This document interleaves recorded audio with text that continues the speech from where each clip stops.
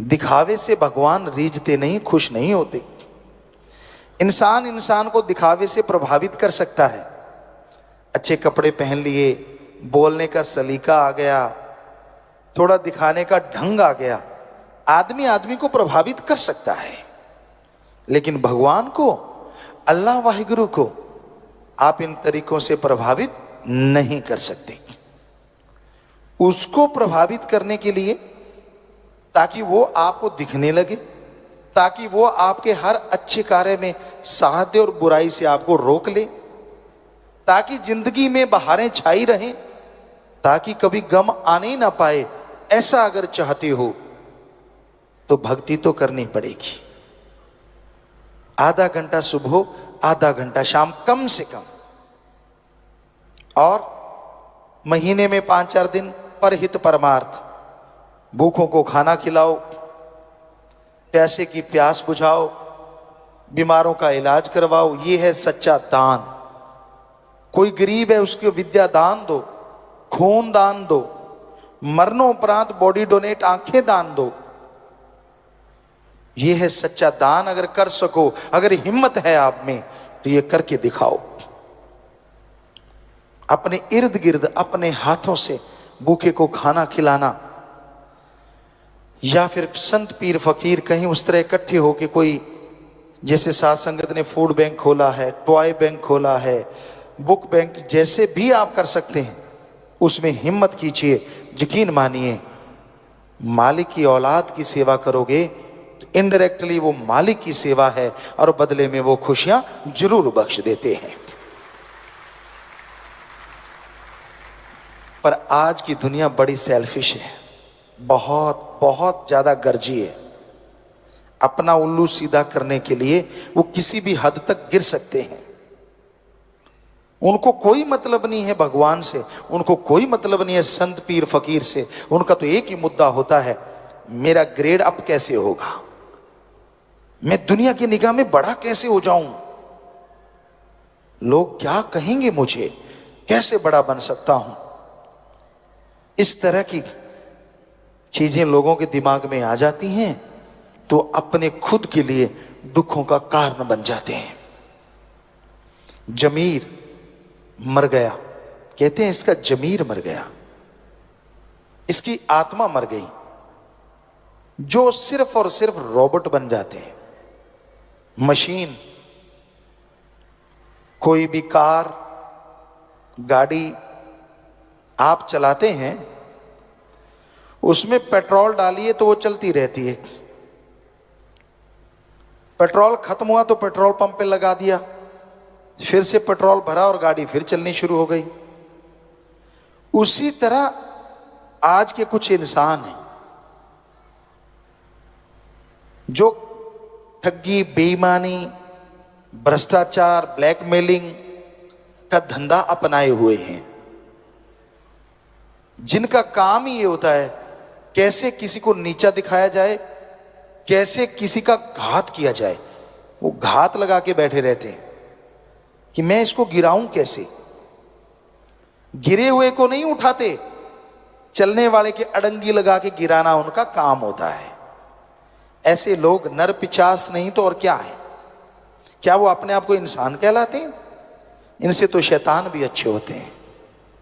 कम से कम जो उनके दायरे में जाता है उन्हीं पे अटैक करते हैं, लेकिन इनका तो कोई दायरा ही नहीं होता।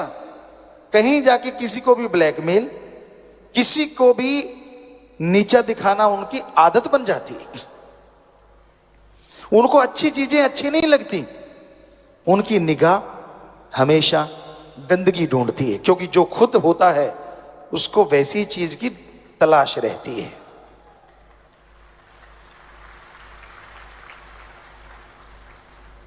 अब चंदन के पेड़ के पास अगर कोई पेड़ लग जाए तो उसमें खुशबू आती है।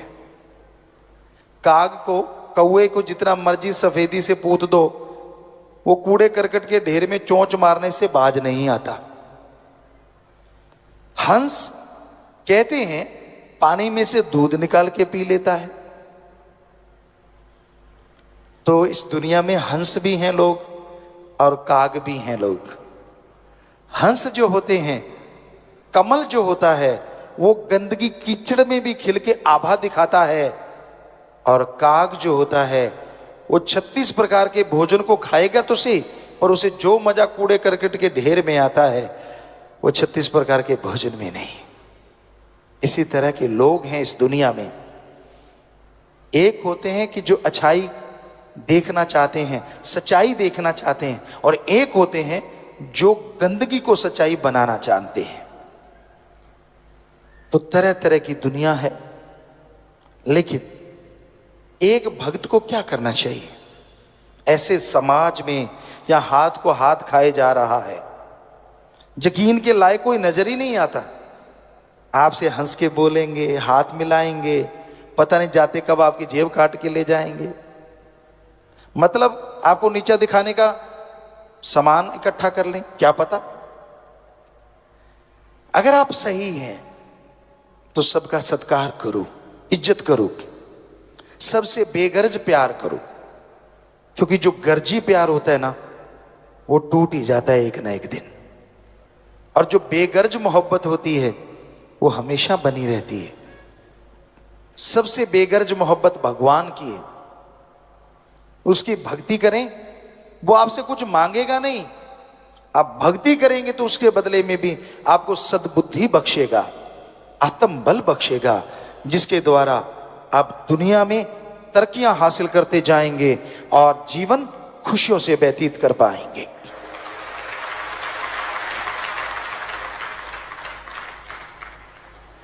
आंखों को इस काबिल बनाओ कि आप लोगों के गुणों को देख पाओ। बुद्धि दिमाग को इस काबिल बनाओ कि आप लोगों के गुण ग्रहण कर पाओ। आपको एक थ्योरी कई बार समझाई जो कि सच है। अगर आप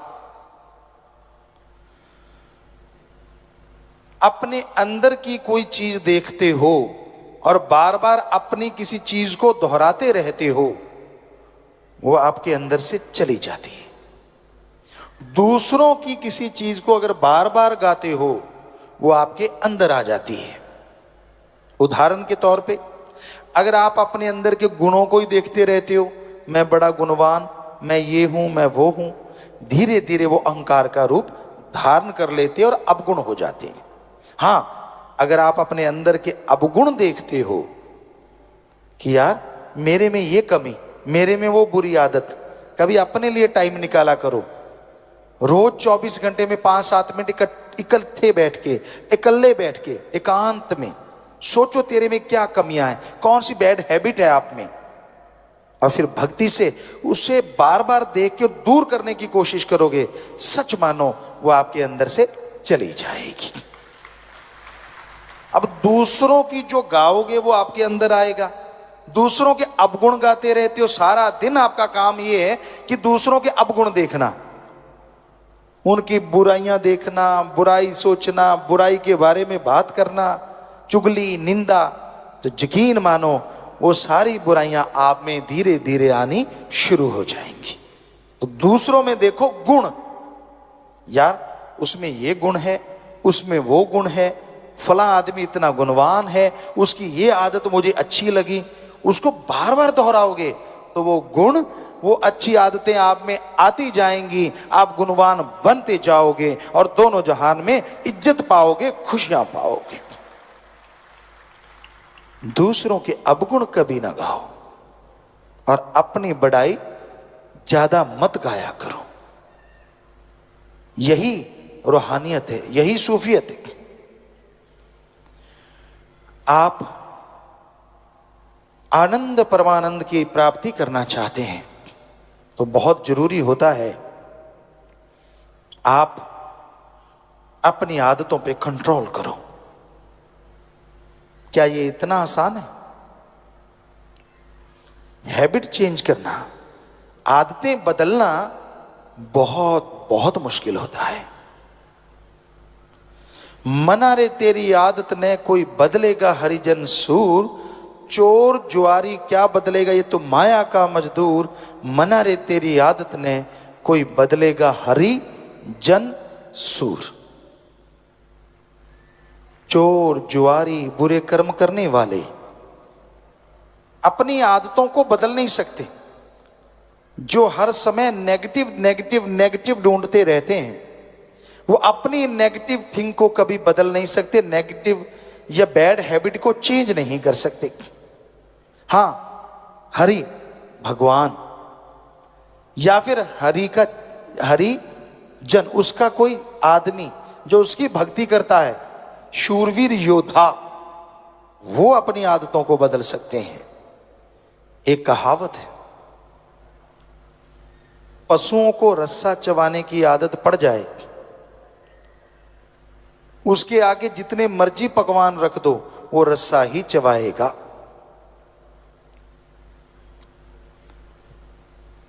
लेकिन पशु की आदत तो बदली जा सकती है। उसके मुंह पे एक छिकली या चिकला बना के चढ़ा देते हैं, रस्सियों से जमींदार जानते हैं, तो वो रस्सा नहीं चबाएगा क्योंकि मुंह बंद हो गया। पर आदमी का मुंह बंद करे तो करे कौन?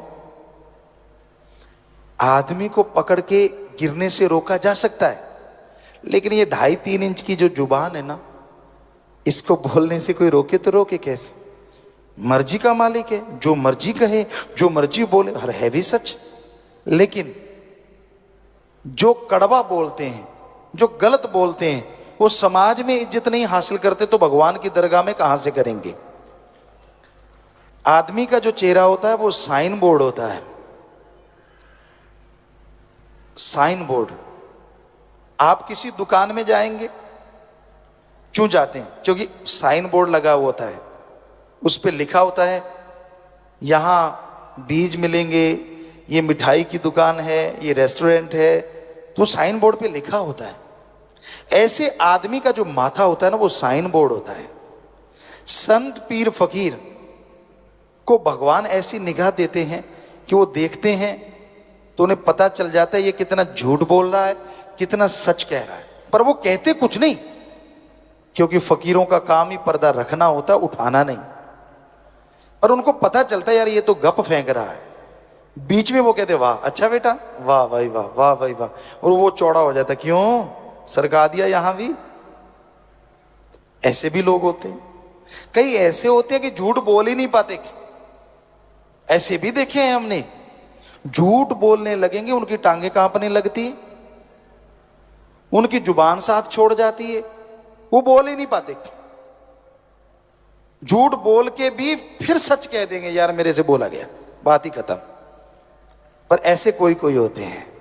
आजकल तो एक्सपर्ट हैं, सारे हीरो हैं। आप एक हीरो को देखते हैं, हम करोड़ों को देखते हैं। बात बात पे बदल जाते हैं। एक फकीर के सामने जब आप झूठ बोलते हैं तो अपने आप को धोखा देने के अलावा किसी और को नहीं देते। सच बोल देंगे, फकीर का कोई वचन निकला, आपने पकड़ लिया तो आपका भला हो गया। झूठ बोल दिया, आपने ये दिखा दिया कि नहीं मैं स्मार्ट हूं, मैं सही हूं, फकीर कुछ नहीं कहते। लेकिन जो लाभ आपको मिलना चाहिए था फकीर से, वो कभी नहीं मिलता। फकीर ये नहीं कहते कि वो किसी को बद्दुआ देते हैं, वो तो दुआएं देते हैं, वो तो भला चाहते हैं। पर आदमी नहीं करवाना चाहते, मर्जी का मालिक है हर कोई। तो इस घोर कलयुग में मालिक का नाम एक ऐसा साधन है, आदमी को अकेला नहीं छोड़ता। आप अकेले हैं पर प्रभु का नाम आपके पास है, कितनी भी दिक्कत आ जाए, कैसी भी परेशानी आ जाए, हम आपको गारंटी देते हैं, आंखें बंद करो चाहे खुली रखो, राम का नाम गाओ, आपकी परेशानी यूं यूं उड़ती चली जाएगी। अगर आप जाप करें ही ना तो क्या किया जाए, वो तो फिर आपकी मर्जी है। जाप करो, थोड़ा थोड़ा करते रहो, गाते रहो, उसको एंजॉय करते रहो। क्योंकि और चीज गाने से कुछ मिले ना मिले, लेकिन राम नाम गाने से ना मिले, ये हम आपको गारंटी देते, मिलेगा ही मिलेगा, 100% मिलेगा। बहुत से लोग कहते हैं कि हम नशा नहीं करते, परिवार वाले सुख सुविधा से रह रहे हैं, रहने को खाने को अच्छा घर परिवार बच्चे हैं, तो हम क्यों गुरु मंत्र लें? आखिर ऐसा क्या है? गुरु मंत्र को नाम कहें या कलमा, मेथड ऑफ मेडिटेशन कहें, बात एक ही है। तो मालिक का नाम सुखों की खान है। जब आपका विल पावर, आत्मबल कम हो जाता है, उस समय दुनिया में हर सोच इंसान की घटिया हो जाती है, नेगेटिव हो जाती है। और आत्मबल आने से हर सोच पॉजिटिव होती है, आत्मबल बढ़ता है और पॉजिटिविटी से सफलता आपके कदम चूमने लगती है। हर अच्छे क्षेत्र में सफलता हासिल करने के लिए आत्मबल जरूरी है। पर आत्मबल का कोई tonic allopathy, homeopathy, Ayurveda, naturopathy किसी में उपलब्ध नहीं है। आत्मबल, विल पावर आप सबके अंदर मौजूद है। उस आत्मबल को हासिल करने के लिए, ग्रहण करने के लिए आप अपने अंदर झांकें, अंदर जाएं। पर इंसान अपने अंदर कैसे जा सकता है? कौन सा तरीका है जिससे आप अंदर जा सकें? क्योंकि वो तो धुन, वो अनहद नाद अंदर है जिससे आत्मबल बढ़ता है। तो पहला स्टेप, आप सत्संग में आए, संत पीर फकीर वहां आपको समझाएंगे, समझें। दूसरा स्टेप, आप मेथड ऑफ मेडिटेशन, गुरु मंत्र, कलमा नाम लें। और तीसरा, आप उस नाम का अभ्यास करें। आत्मबल बढ़ाने के लिए गुरु मंत्र तो मिल गया, अगर उसका जाप आप नहीं करते तो आत्मबल बढ़ेगा कैसे? जिस तरह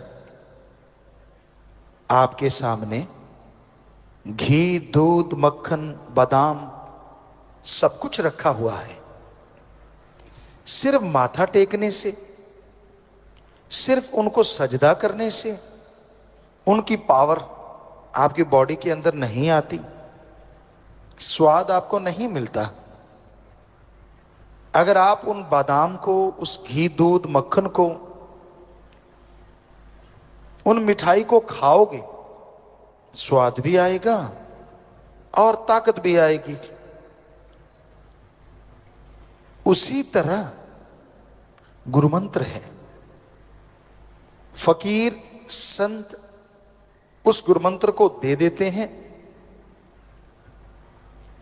अब आप उसका अभ्यास करें, जाप करें, स्वाद भी आएगा और पावर भी आएगी। और वो एक ऐसा अलौकिक स्वाद है,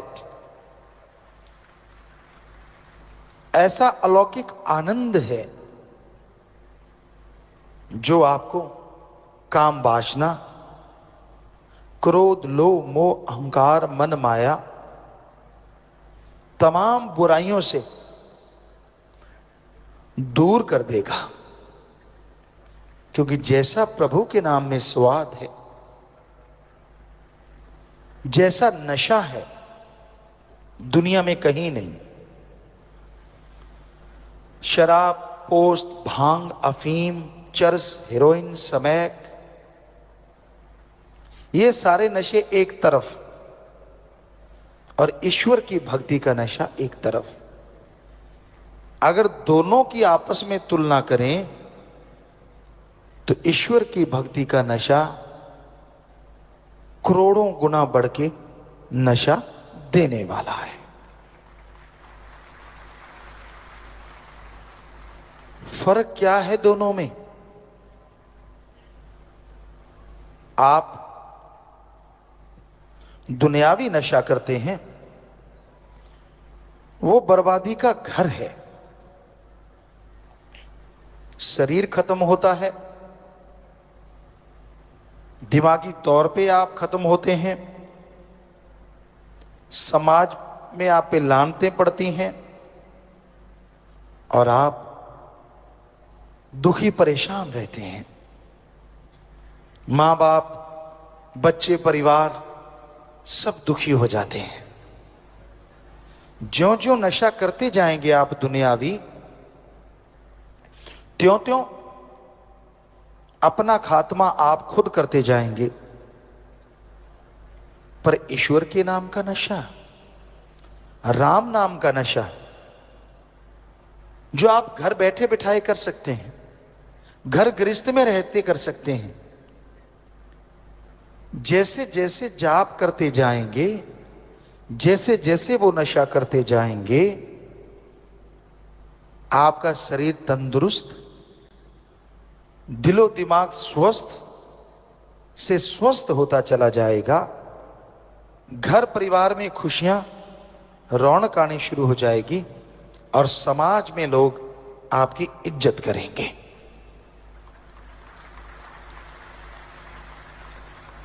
और ईश्वर का नशा लेने के लिए कुछ भी खर्च करने की जरूरत नहीं। ना पैसा चढ़ाओ, ना कपड़ा लत्ता बदलो, ना जमीन जायदाद, ना नोट बोट का चक्कर। आप जुबान से ईश्वर की भक्ति करें और हाथों पैरों से कर्म जोगी बने। अच्छे कर्म करो, चाहे वो शारीरिक मेहनत हो चाहे दिमागी मेहनत। अगर अच्छे कर्म करते जाओगे, साथ में प्रभु का नाम लेते रहोगे, तो जिंदगी की मुश्किलें आसान होती जाएंगी।